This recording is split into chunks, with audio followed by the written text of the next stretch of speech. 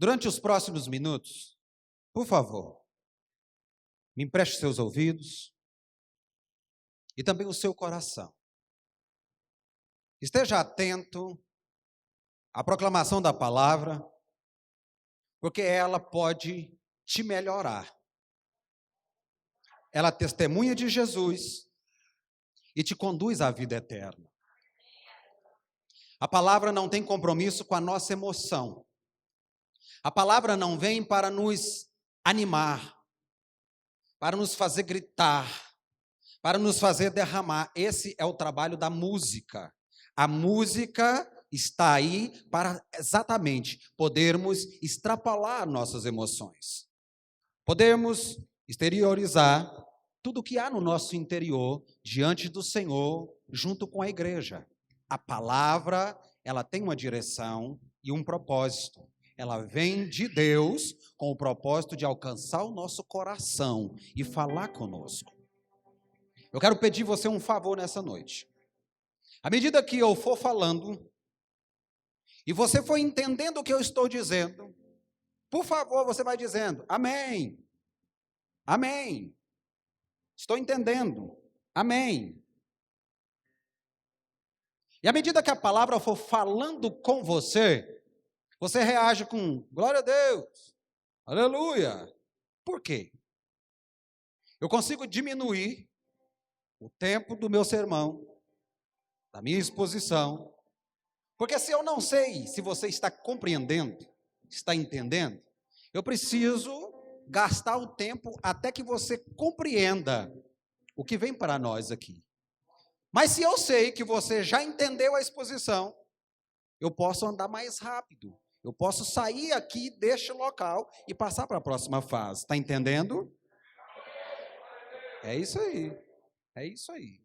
Glória a Deus. Eu hoje quero falar com você debaixo desse tema.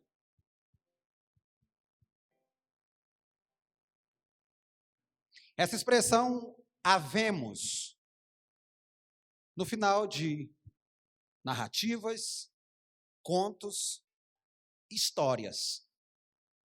O fim. Entramos no último mês do ano e automaticamente já começamos a ver o final do mesmo. O fim. Chegamos no fim do ano. E ano após ano, chegamos neste fim. Mas nessa noite eu quero conversar um pouco com você e quero falar com você acerca de o fim. O fim que o próprio Jesus declarou, dizendo, então virá o fim. E levamos nossas vidas de maneira a não raciocinar muito com relação a essa verdade latente e pujante. Nós nos preparamos para tudo na vida, profissional, sentimental, psicologicamente, para todos os eventos que possam vir a acontecer, por mais que seja uma realidade, nós não nos preparamos para o fim da nossa vida, da nossa existência, e muito menos preparamos como deveríamos preparar para o fim de todas as coisas. Eu gostaria, nessa noite, de ler aqui com você 4 versículos, que encontra-se no Evangelho que Mateus escreveu, no capítulo 24, versículo 1, 2, 3 e 4, que diz o seguinte: E quando Jesus ia saindo do templo, aproximaram-se dele os seus discípulos para lhe mostrarem a estrutura do templo. Jesus, porém, lhes disse, não vedes tudo isto? Em verdade vos digo que não ficará aqui pedra sobre pedra que não seja derrubada. Estando assentado no Monte das Oliveiras, chegaram-se a ele e os seus discípulos em particular, dizendo, dize-nos, quando serão estas coisas, e que sinal haverá da tua vinda e do fim do mundo? E Jesus, respondendo, disse-lhes, acautelai-vos, que ninguém vos engane. Pai, esta é a tua palavra. A partir dela, eu te peço que nessa noite, o Senhor venha falar aos nossos corações. Nos alcance, Senhor, nessa noite, com a tua mensagem, apesar do mensageiro que diante dela está. Fala a cada um de nós e leva-nos, Senhor, para um nível de intimidade, de conhecimento e de relacionamento mais profundo contigo. Eu te peço nessa noite, no nome santo de Jesus. Amém. O início dessa narrativa conta a estadia de Jesus com os seus discípulos no templo. Esse templo, ele houvera sido reconstruído anteriormente por Esdras, Neemias, seus colaboradores, quando deixaram as 7 décadas de escravidão na Babilônia. Mas agora, mais contemporâneo de Jesus, ultimamente falando da época situacional de Jesus, esse templo havia sofrido uma reforma. Herodes, o rei, havia reformado o templo. Conta-nos a história que neste templo, erigido de pedras, havia pedras que chegavam a pesar 1 tonelada. Para a engenharia e a logística da época, era algo surpreendente.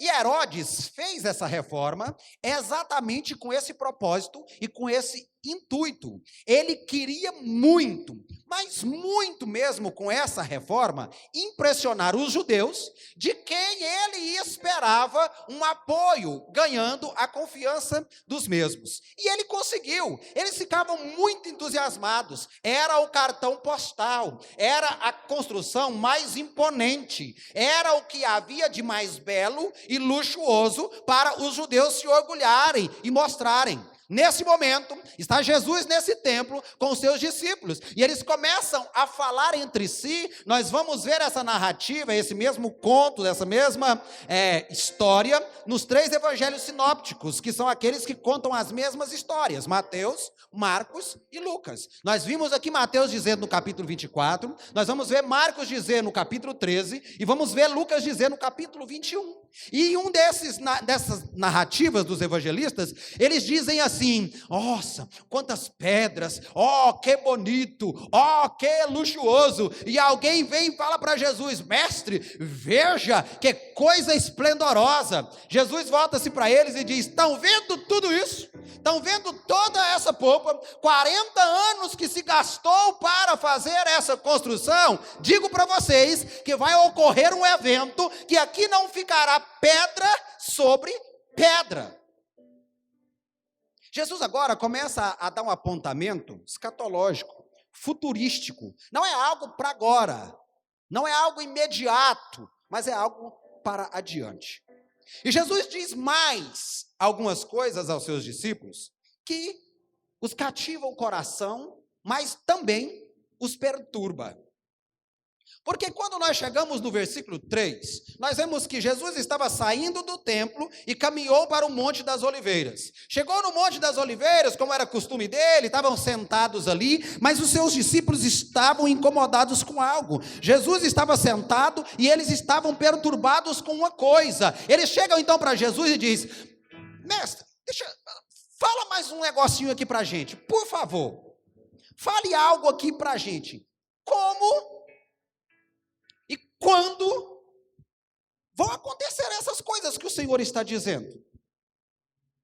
Que sinal haverá da sua vinda e do fim?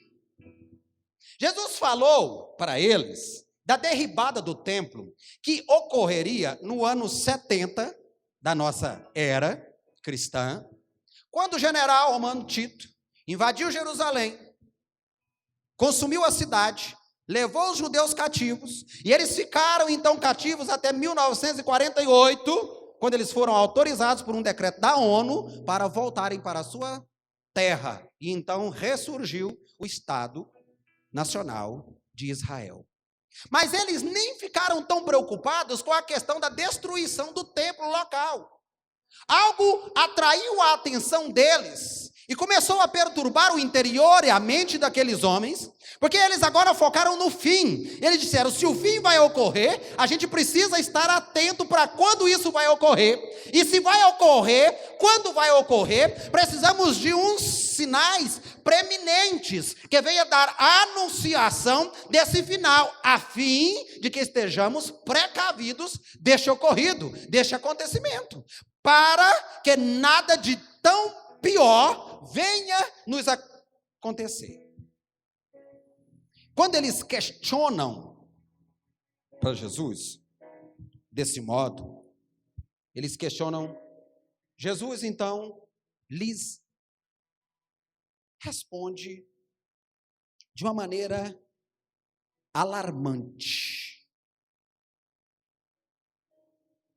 E eu quero te dizer que essa preocupação com o fim não é algo próprio da época de Jesus ou nossa. No Salmo 39, veja. Próximo.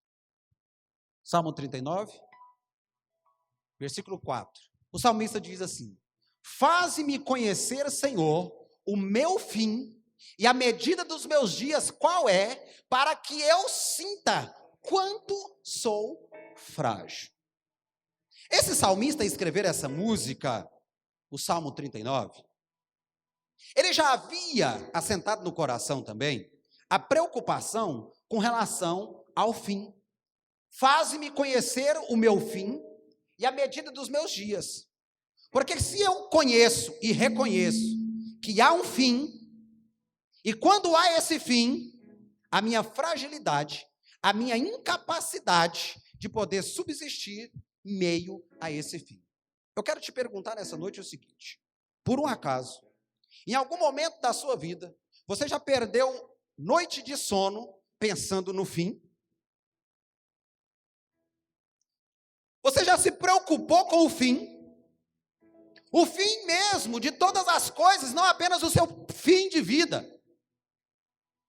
No ano de 2002, eu estava saindo da adolescência.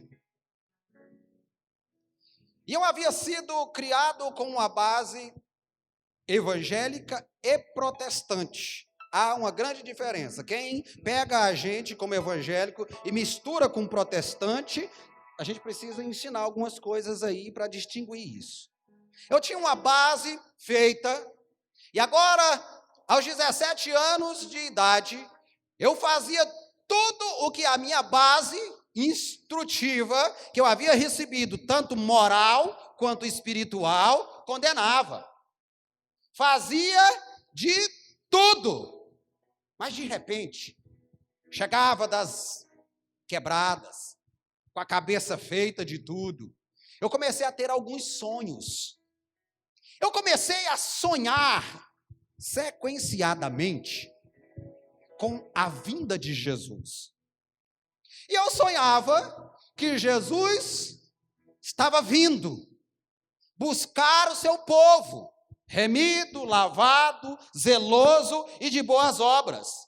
E nos meus sonhos, Jesus vinha, buscava algumas pessoas. Eu tinha interpretação no sonho que era a vinda dele. E eu sabia exatamente qual era a minha situação e o que aconteceria comigo.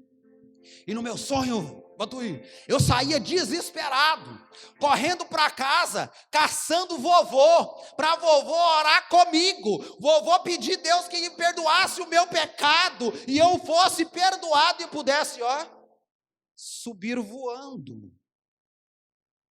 Mas eu não encontrava mais vovô. Eu não encontrava mais saída, possibilidade de escape. Sonhei um dia, fiquei atormentado. Sonhei outra noite, fiquei mais atormentado. E aquilo começou a ser praxe nas minhas noites. Sempre, eu sonhava com aquele episódio do mesmo modo. Cadê vovô para orar comigo? Estou ficando, o fim chegou. E não encontrava. Quando foi um dia, Eu queria ir para o céu. Mas eu tinha uma namorada que não queria ir. Não queria ir. E ela ficava me arrastando também para não ir. Se você não vai, não me impeça aí. E ela ficava me arrastando. E eu ficava como Adão, olhava Deus, olhava Eva. Olhava Deus, olhava Eva. E caminhava mais para o lado de Eva do que para o lado de Deus. Mas aquele sonho me perturbou, porque como salmista diz, Senhor, eu sei que o Senhor está me fazendo conhecer que o fim está mais próximo do que eu possa pensar que está. E eu sei que como eu estou, eu não tenho parte contigo no teu reino. Me ajude. E depois de muitos anos que eu era criança, orava, e agora eu voltei a orar. Chegava bêbado, vomitando, chamando cachorro de caixa em casa. Mas dobrava meu joelho e dizia, Deus me ajuda. Deus me socorre. E uma daquelas noites, eu sabia que meu coração estava preenchido da namorada. Uma daquelas noites, o Senhor falou comigo, mesmo naquela situação que eu me encontrava. O Senhor falou comigo assim, vai e busca. E eu acordei na madrugada, estava em pé, no quarto, e fiquei pensando, vai e busca o quê? E o coração estava cheio do quê? Cheio do quê? Da namorada. Falei, Conversei com meu avô, minha avó, que foram meus pais. Falei, o negócio é o seguinte, eu quero ir para o céu, mas eu quero levar a namorada junto. E eu preciso que vocês me ajudem. Eu vou começar a trazer ela aqui em casa e vocês vão pregando para ela, vai falando, vai cantar. Aí meu avô. E meu avô era manso. E humilde. Quem conheceu meu avô? Quem conheceu? Muita gente ali. Meu avô era manso e humilde, né, de coração. E aí, eu ia com ela em alguns lugares, algumas reuniões de religião mesmo, eu anotava algumas coisas na mão, assim, porque eu toda a vida, mesmo nessa era tecnológica, eu sempre tenho uma caneta no bolso, né, porque eu anotava ali, chegava a falar pro vovô, falei, vô, vai falar assim. Aí meu avô, tá... Pois é, minha filha, Jesus, a Bíblia, e não sei o quê. E ela ficava olhando assim, eu pensava comigo, isso não vai dar em nada, né? Não vai dar certo. Vamos ela e eu para o Beleléu, o fim vai chegar e a gente não vai para o céu. Mas quem faz a obra é o Espírito Santo, diga glória a Deus.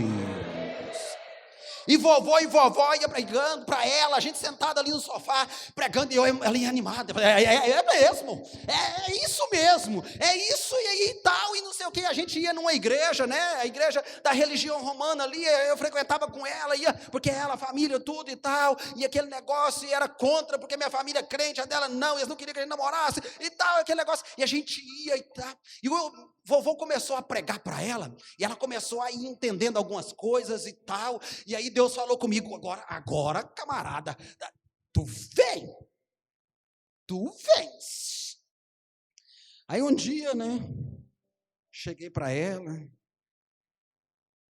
falei, bora na igreja? Ela, não vou não.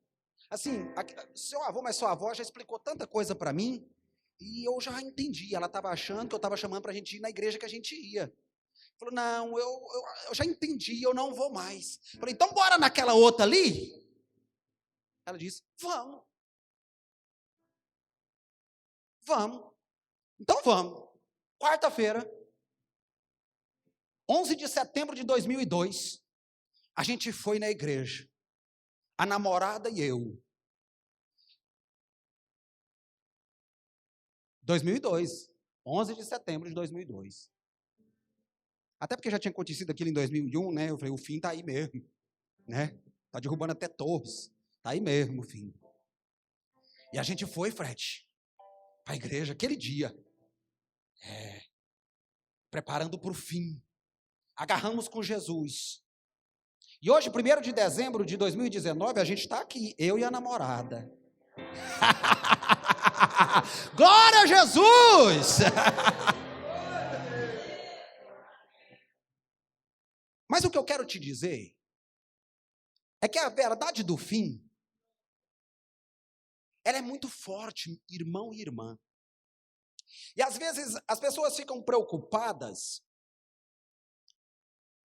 em ir para o Apocalipse, entender e compreender questões mais pesadas, mais difíceis, mais complicadas de se entender. E os apóstolos, naquela ocasião com Jesus, eles fizeram exatamente isso. Eles disseram: dá o sinal, fala quando que é, mostra aí. E Jesus então responde para eles assim, com um grande e amarelo alerta. Eles disseram: estamos preocupados com o fim, o que precisamos fazer? Jesus responde, e os evangelistas descrevem um a um, quer ver? Mateus 24, 4, Jesus respondendo disse-lhes: acautelai-vos que ninguém vos engane. Marcos, capítulo 13, versículo 5, e Jesus respondendo-lhes começou a dizer: olhai que ninguém vos engane. Lucas, capítulo 21, versículo 8 diz: disse então ele: vede, não vos enganem. Eles estão questionando, dizendo: Jesus, com o que é que a gente precisa se preocupar com relação ao fim? Jesus diz: vocês precisam, antes de mais nada, se preocupar com a onda de engano que há de se levantar. Vocês precisam estar cautelosos, apercebidos, vivos, vigilantes, porque virá grande engano sobre a terra, precedendo qualquer outro acontecimento relativo ao fim. E aí, eu quero ler com você uma recomendação de Paulo, quando ele escreve a primeira carta para Timóteo, no capítulo 4, versículo 1 e 2, olha. Mas o Espírito expressamente diz que nos últimos tempos apostatarão alguns da fé, dando ouvido a espíritos enganadores e a doutrinas de demônios, pela hipocrisia de homens que falam mentiras, tendo cauterizada a sua própria consciência. Olhe para mim. Jesus disse que a maior preocupação que eu preciso ter com relação ao fim não é lá fora, mas é dentro do sistema.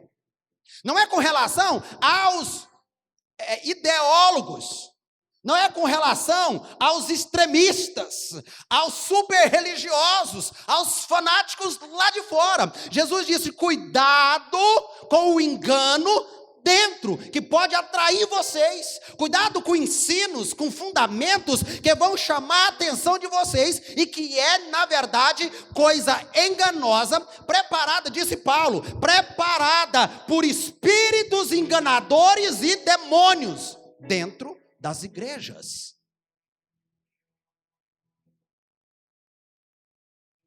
A palavra do Senhor diz: nos últimos dias levantarão 7 mulheres e dirão a um homem: queremos o teu nome. Comeremos nossa própria comida, vestiremos nossa própria veste, mas nós queremos apenas o teu nome. Tira o nosso opróbrio, a nossa vergonha.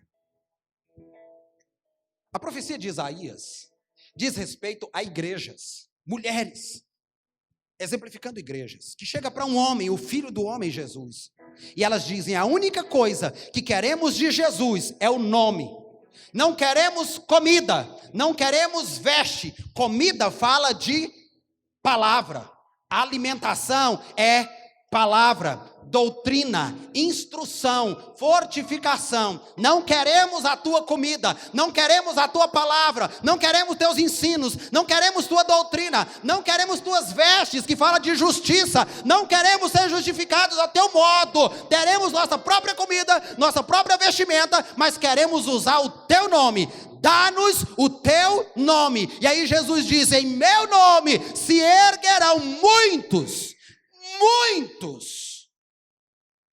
e se possível for, vão trabalhar de modo tão afinco para enganar os próprios escolhidos. Tem alguém nessa noite que tem convicção que é escolhido de Deus, amado dele, separado dele? Pois eu tenho uma palavra para você aqui nessa noite, e a palavra é exatamente essa.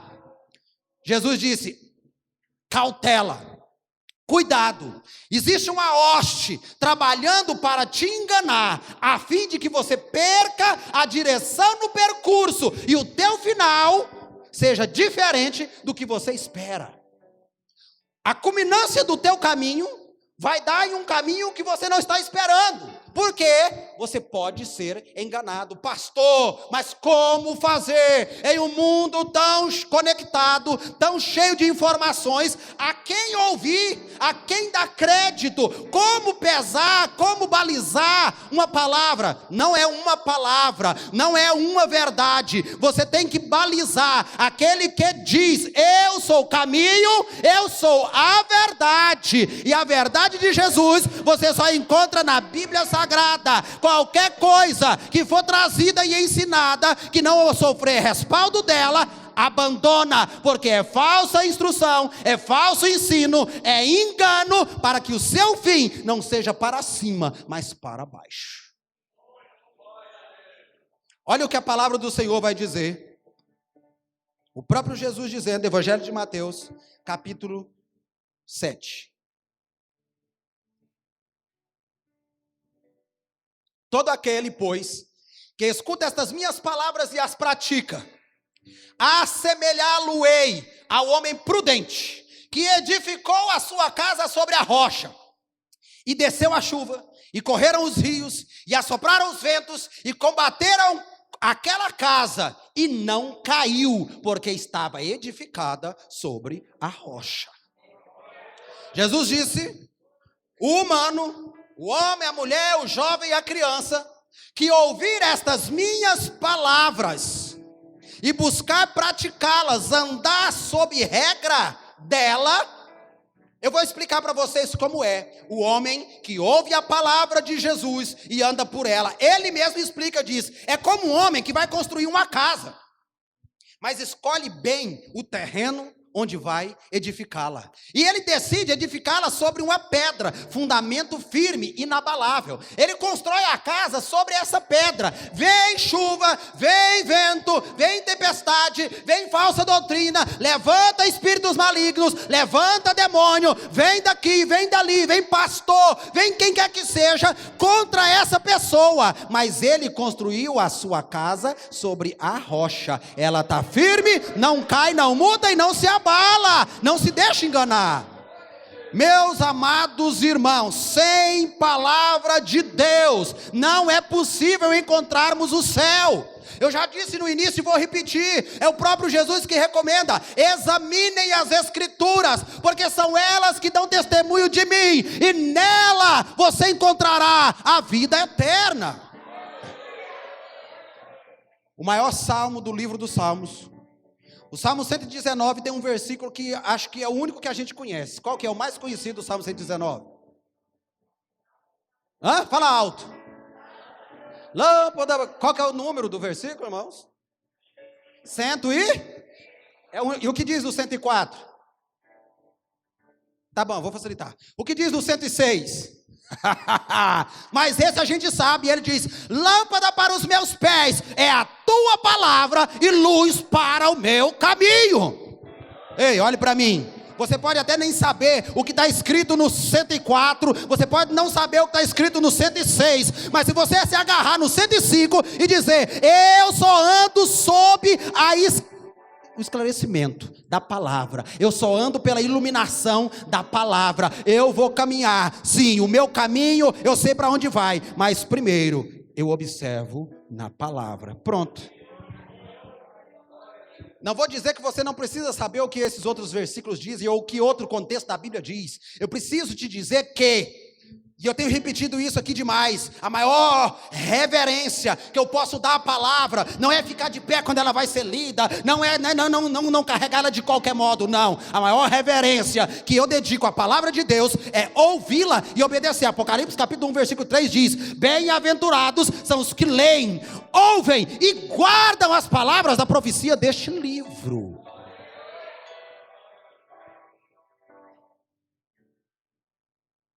Mestre, como vai ser o fim? O que vai ter no fim? Que sinal vai ter no fim? Jesus diz: tem muito sinal.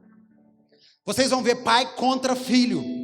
Vocês vão ver pais matando filhos, filhos matando pais, irmãos matando irmãos. Hã? Mesmo? Isso vai acontecer? Vocês vão ver terremotos, guerras, nação contra nação, reino contra reino, pestes, doenças, muita coisa. Mesmo? Sim. E aí? E quando o evangelho do reino, e esse não diz respeito à igreja. Se você quiser saber um pouco mais a respeito de final dos tempos, me procure, que eu tenho o maior prazer de se explicar. Mas essa parte não tem a ver com a igreja. O evangelho do reino. A Bíblia diz que quando o selo foi aberto, viu-se o evangelho eterno sendo trazido por um anjo e anunciado a todas as nações. For pregado, então virá o fim. E eu fico vendo Jesus dizendo, mas eu quero falar com vocês, quero alertar vocês, antes de todos esses sinais que vão acontecer, eles vão acontecer. Eu quero ver uma igreja cautelosa, uma igreja vigilante, uma igreja em alerta, quando vê coisa errada sendo ensinada em meu nome, dizer, ei, pare de se ensinar isso, porque isso é mentira, e Jesus é verdade, Ele não coaduna com mentira. Ei, pare de dizer isso, porque isso é fora da palavra. Ei, aqui não se diz isso, porque aqui a gente anda sob a luz e o esclarecimento da palavra. Preparem os corações de vocês para conhecer a palavra, e vocês não precisarão se preocupar com o que vai acontecer no fim. Diga glória a Deus. Porque se você andar pela palavra, o fim já está escrito.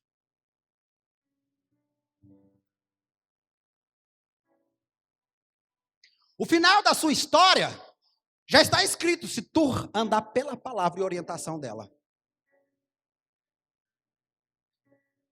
E o final da sua história é esse que você lê nas histórias, nos contos, nas fábulas, nos romances. Lá no final está escrito, felizes para sempre. Tua vida hoje não está feliz totalmente. Você não está totalmente realizado. Não estamos totalmente felizes. Não precisa se desesperar. Oh, calamache cantalabás. Oh, aleluia. Não precisa se desesperar. Porque este momento que você está vivendo, lemi canto italabás, manturi canta labá, che canta lá. Esse momento que você está passando agora, não é o fim da sua história. Fique tranquilo. O final da sua história é feliz para sempre com Ele.